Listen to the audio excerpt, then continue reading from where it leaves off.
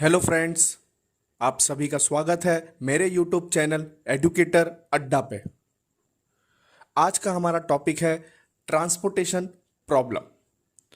Transportation problem के अंदर तीन मेन मेथड है, जिसका नाम है पहला नॉर्थ वेस्ट कॉर्नर मेथड, जिसको NWCM शॉर्टकट में कहा जाता है। Second method least cost method, LCM method. Third and final Vogel's approximation method, जिसको VAM भी कहा जाता। तो आज हम पहला प्रॉब्लम नंबर 1, जो कि बेस्ड है NWCM के ऊपर, उसको डिस्कस करेंगे कि किस तरीके से एग्जाम के अंदर नॉर्थ वेस्ट कॉर्नर मेथड का प्रॉब्लम पूछा जाए, तो कौन से स्टेप को फॉलो करना है और किस तरीके से इजीली हम क्वेश्चन का जो ट्रांसपोर्टेशन कॉस्ट है वो फाइंड कर सकते हैं। चलो स्टार्ट करते हैं। प्रॉब्लम नंबर 1, जो कि स्पेसिफाई किया है, the transportation cost is shown in matrix in rupees, use NWCM north west corner method to find out basic feasible solution. आपको एक बात बताना चाहता हूँ, ये जो तीन मेथड है NWCM, LCM और WAM, इसका इस्तेमाल करके हमको जो सोल्यूशन मिलता है, ट्रांसपोर्टेशन कॉस्ट का जो सोल्यूशन मिलता है, वो इनिशियल बेसिक फिजिबल सोल्यूशन रहता है। और अगर मुझे ऑप्टिमल सोल्यूशन फाइंड करना है, बेसिक फिजिबल सोल्यूशन को भी मिनिमम करके ऑप्टिमल सोल्यूशन फाइंड करना है, तो मुझे मोदी मेथड का मोदी मेथड अप्लाई करना पड़ेगा, या फिर स्टेपिंग स्टोन मेथड अप्लाई करना पड़ेगा। वो हम लोग आगे की वीडियो में देखेंगे। फिलहाल हम लोग ने पहला प्रॉब्लम लिया है, जो कि नॉर्थ वेस्ट कॉर्नर मेथड पे डिपेंड है, और NWCM के अंदर कौन से स्टेप को हम लोग फॉलो करना है वो देखते हैं। तो हमारा क्वेश्चन दिया है और ये मैट्रिक्स दिया है 3x3 का। ये ABC हमारा paper unit source, DEF market का डेस्टिनेशन है, और सब डिमांड दे दिया है 70 40 60 और सप्लाई दे दिया 40 60 70। सबसे पहला स्टेप आप लोग का ये रहेगा कि क्वेश्चन का जो फॉर्मेट दिया है, उस फॉर्मेट के अंदर जो डिमांड और सप्लाई है उसको कैलकुलेट करना है। चेक करना है कि डिमांड जो है वो टोटल कितनी है और सप्लाई कितनी है, दोनों सेम है तो डायरेक्टली सेकेंड स्टेप में हम लोग को चले जाना है, एलोकेशन करना चालू कर देना। अगर दोनों सेम नहीं है तो हमें डमी रो या डमी कॉलम ऐड करना पड़ेगा। तो चलो देखते हैं। सप्लाई को अगर मैं चेक करता हूं तो सप्लाई 40 + 60 100 होता है, 100 + 70 हमारा सप्लाई टोटल कितना है 170। कितना है 170। और मैं जब चेक कर रहा हूं डिमांड 70 + 40 70 + 40 110 110 110 + 60 हमारा डिमांड भी 170 है। जब मैंने चेक किया कैलकुलेशन के बाद कि डिमांड की वैल्यू भी 170 है, सप्लाई की भी वैल्यू 170 है, तो हम डायरेक्टली सेकेंड स्टेप में एंटर कर सकते हैं, जिसका नाम है एलोकेशन करना। और अगर डिमांड की वैल्यू और सप्लाई की वैल्यू अगर सेम नहीं है तो हमें डमी रो ऐड करना पड़ेगा या फिर डमी कॉलम ऐड करना पड़ेगा। सेकेंड प्रॉब्लम, जो कि डमी रो डमी कॉलम पे डिपेंड करेगा, हम लोग वो अलग प्रॉब्लम लेंगे जिसके अंदर डिमांड और सप्लाई इक्वल नहीं है। ये प्रॉब्लम के अंदर डिमांड और सप्लाई दोनों इक्वल है। तो हम सेकेंड स्टेप में जाते हैं।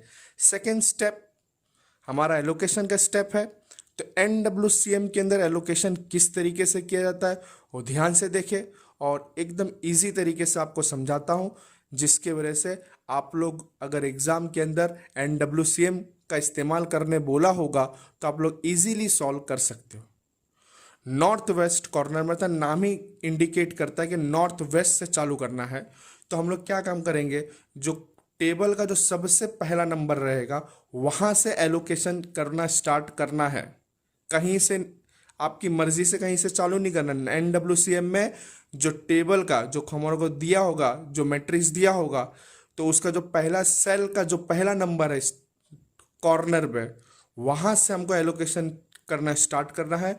और एलोकेशन करते करते जब तक ये डिमांड और सप्लाई पूरा का पूरा एलोकेट नहीं हो जाता, तब तक आपको एलोकेशन करना है। चलो देखते हैं, एलोकेशन करना स्टार्ट करते हैं। सबसे पहला नंबर मैंने पकड़ लिया 4, और यहाँ पे मैं देख रहा हूँ कि 70 डिमांड है और सप्लाई कितनी है 40। तो मैं मैक्सिमम एलोकेट कितना कर सकता हूँ? यहाँ पे 70, यहाँ पे 40 है, तो मैक्सिमम एलोकेट कितना कर सकता हूँ? सिर्फ 40 कर सकता हूँ। कितना एलोकेशन कर सकता हूँ? 40। अगर मैंने 40 यहाँ पे एलोकेट किया है तो 70 में से 40 जब माइनस कर दूंगा तो सिर्फ कितना बचेगा? यहाँ पे 30 बचेगा, और यहाँ पे तो 0 हो जाएगा। अब क्या होगा कि मैं बाजू वाले नंबर में तो जा नहीं सकता हूं, क्योंकि सप्लाई यहाँ का 0 हो चुका है। मुझे मजबूरन यहाँ से नीचे की तरफ जाना पड़ेगा। नीचे की तरफ इसलिए जा सकता हूँ कि राइट साइड में जाऊंगा तो सप्लाई ऑलरेडी 0 हो चुका है, तो राइट तो जा नहीं सकता हूँ। तो हम लोग डाउनवर्ड वाले नंबर के पास जाएंगे। डाउनवर्ड वाला नंबर 3 है। अब यहाँ पे एलोकेट करता हूँ, तो 3 पे जब एलोकेशन करने गया तो देखा डिमांड मैक्सिमम 30 है, क्योंकि 40 तो एलोकेट कर चुके थे, और सप्लाई कितना है 60 है। तो इस नंबर पे मैं मैक्सिमम एलोकेट कर सकता हूँ, वह 30। जब मैंने 30 एलोकेट किया तो यहाँ पे डिमांड पे 0 हो चुका था, और इस 60 में से कितना बचेगा? सिर्फ 30 बचेगा। अब क्या होगा कि मैं ये बस डाउनवर्ड नंबर पे नहीं जा सकता, क्योंकि यहाँ पे डिमांड 0 हो चुकी है। मैं अब राइट साइड मूव करूंगा। अब राइट साइड जब मूव करा तो यहाँ पे देखा 4, तो यहाँ पे जब डिमांड चेक किया तो डिमांड 40 है, सप्लाई के अंदर 30 बचा है। तो इस नंबर के अंदर मैं मैक्सिमम एलोकेट कर सकता हूँ, वो है 30। मैक्सिमम कितना एलोकेट कर सकता हूँ? 30। जब 30 एलोकेट किया तो 40 में से 10 बच जाएगा, और 30 में से कितना बच जाएगा? 0। अब वापस से मैं राइट में नहीं जा सकता, क्योंकि सप्लाई 0 हो चुका है। मुझे डाउनवर्ड ही आना पड़ेगा। तो डाउनवर्ड जब आया तो ये 2 के ऊपर मैक्सिमम कितना एलोकेट कर सकता हूँ? 10, क्योंकि यहाँ पे डिमांड 10 बचा है, सप्लाई के अंदर 70 बचा, तो मैक्सिमम कितना एलोकेट कर सकता हूँ? 10 एलोकेट कर सकता हूँ। तो 10 एलोकेट कर दिया, और यहाँ पे हो गया 0, यहाँ पे हो गया 60। अब ये बाजू वाला नंबर बचा, बाजू वाले नंबर 8 है। अब इसके अंदर मैं जब चेक किया तो देखा तो डिमांड 60 है और सप्लाई भी 60 है।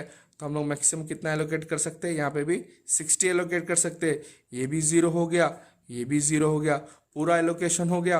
और नॉर्थ वेस्ट मेथड का एलोकेशन इस तरीके से किया जाता है। अब जो हमारा क्वेश्चन बोला गया है कि हमें ट्रांसपोर्टेशन कॉस्ट फाइंड करना है, जिसको हम लोग टोटल कॉस्ट भी कहते हैं, तो टोटल कॉस्ट फाइंड कर लेते हैं। टोटल कॉस्ट, तो टोटल कॉस्ट कैसे फाइंड करते हैं? जो नंबर है, जो एलोकेशन दिया है, उसको मल्टीप्लाई करना है। 4 multiply by 40 plus 3 multiply by 30 plus 4 multiply by 30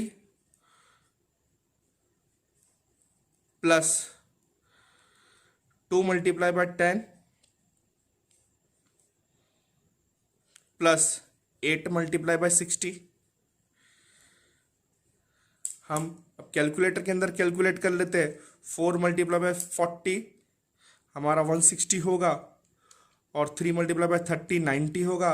160 plus 90, 4 multiply by 30 120 होगा, प्लस 2 मल्टीप्लाई बाय 10 20 होगा, प्लस 4 मल्टीप्लाई बाय 60 480 होगा।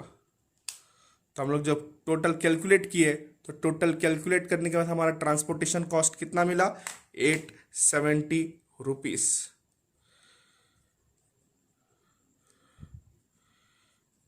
Total transportation cost is equal to 870 rupees.